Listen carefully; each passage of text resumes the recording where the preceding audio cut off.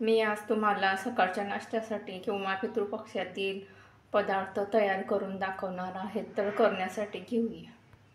नमस्कार, रुपालीस रेसिपीमध्ये तुमचं स्वागत आहे. तर आज मी तुम्हाला बेसन पिठाची आणि तांदळाच्या पिठाची इडली किंवा तुम्ही त्याला पोळीसुद्धा म्हणू शकता, खास ह्या पितृपक्षासाठी मी तुम्हाला करून दाखवणार आहेत. तर मी 1 वाटी बेसन पीठ घेतलेलं आहे आणि पाऊण वाटी तांदळाचं पीठ घेतलेलं आहे.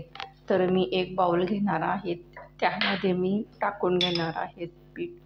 तर 1 वाटी बेसन पीठ आणि पाऊण वाटी तांदळाचं पीठ हे मी मिक्स करून घेणार आहेत.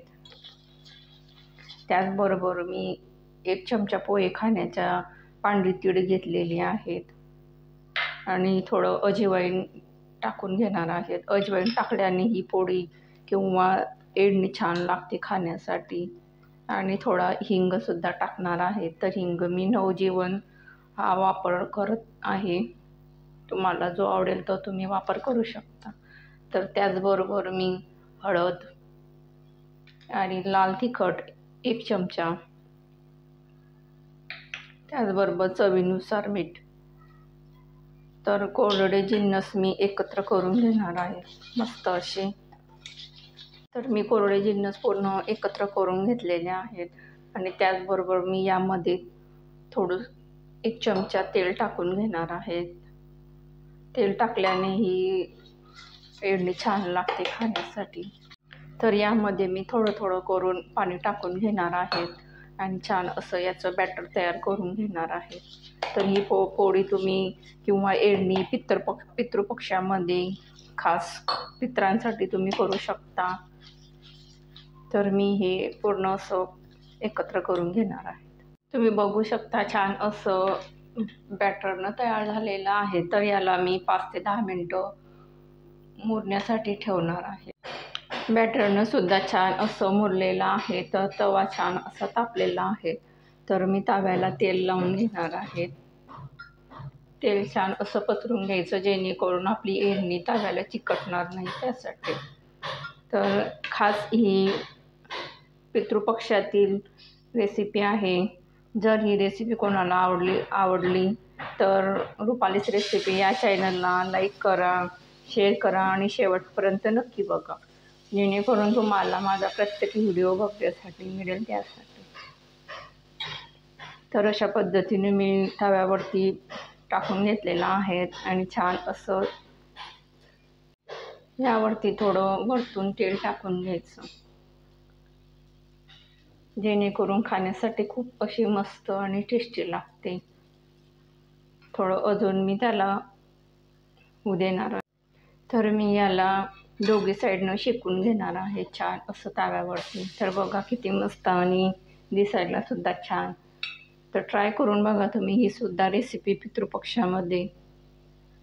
थोडं अजून यावरती मी तेल टाकून घेणार आहे. तर इडली ही तयार झाली आहेत. तर मी याला एका प्लेटमध्ये काढून घेणार आहे.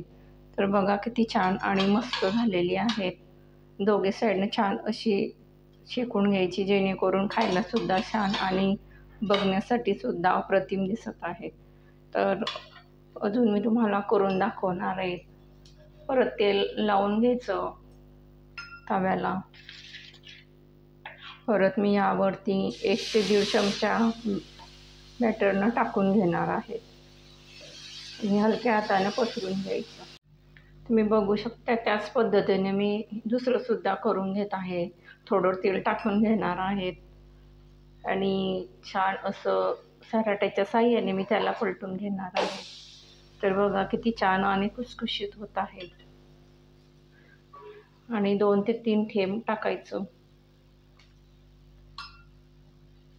तर पितृपक्षातील खास ही रेसिपी आहे.